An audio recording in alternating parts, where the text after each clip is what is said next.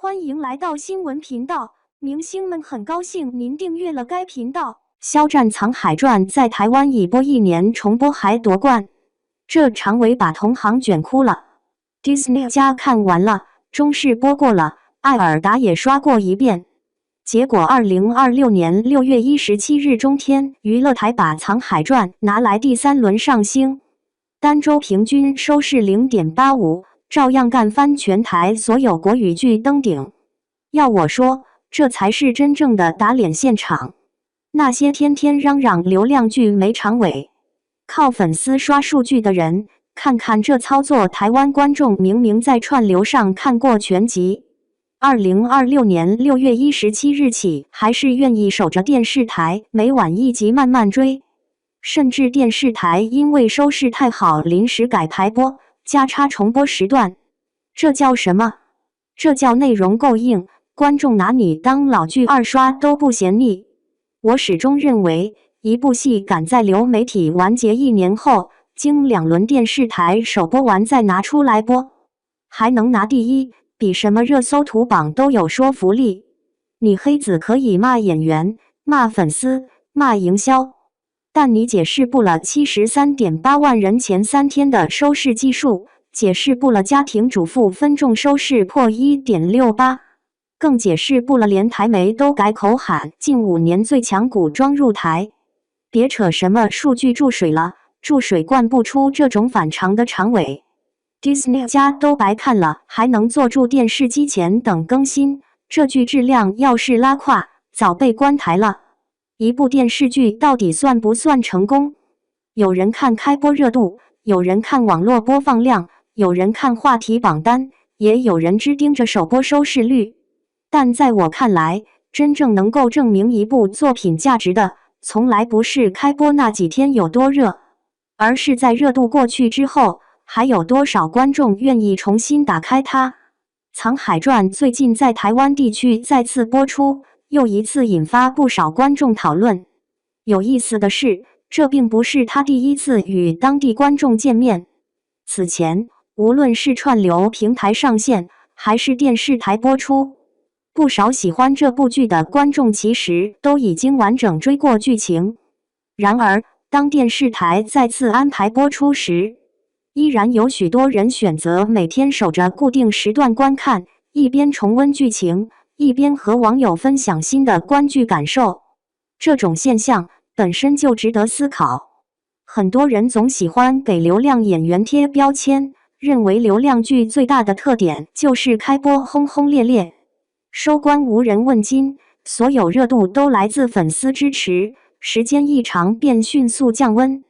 但真正能够持续被观众讨论、反复观看的作品，显然已经超出了单纯依赖粉丝效应的范畴。因为粉丝可以支持首播，却很难决定普通观众是否愿意2刷、3刷。更何况，在如今影视内容极度丰富的时代，新剧几乎每天都在上线，观众拥有太多选择，没有人会因为一部不好看的作品浪费几10个小时重新追一遍。所以，当一部剧播完之后，依然能够吸引观众回头观看，它所依靠的只能是内容本身。《藏海传》之所以拥有不错的长尾表现，很大程度上源于它并不是一部只追求爽感的古装剧。它采用层层递进的叙事方式，把权谋布局、人物成长以及情感关系缓缓铺开。第一次观看时，观众更多关注剧情发展；第二次观看时，往往会注意到许多此前没有发现的伏笔与细节。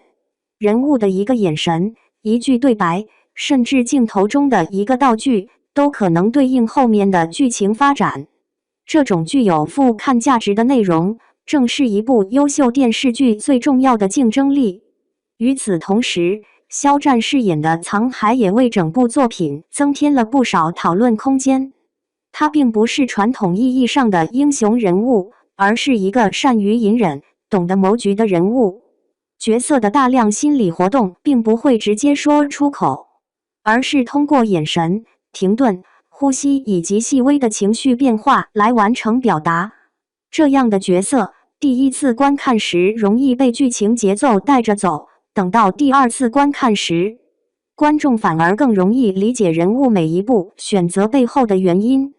因此，不少观众在重温之后都会有一种第一次没看懂，第二次才发现原来如此的感受。这也解释了为什么一些作品能够拥有持续不断的话题热度。真正优秀的电视剧不会因为首播结束便失去生命力，而是随着时间推移不断吸引新的观众，也让老观众愿意再次打开。从市场角度来看，这种持续传播能力甚至比短时间内的话题爆发更加珍贵。因为任何宣传都会结束，任何热搜都会过去，但只有内容本身才能留住观众。今天的影视行业越来越重视长尾价值，平台关注的不只是开播当天的数据，更关注作品未来几年是否仍具备传播能力，是否还能持续吸引新观众，是否能够不断创造新的讨论。能够做到这一点的作品，本身就说明拥有较强的内容竞争力。因此，与其纠结一部剧究竟属于流量剧还是实力剧，不如看看它在播出结束之后还能走多远。热度可以靠宣传获得，讨论可以靠营销制造，但真正让观众一次又一次回到同一部作品面前的，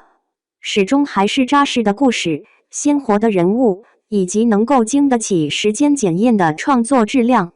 也许这才是一部电视剧最值得骄傲的地方。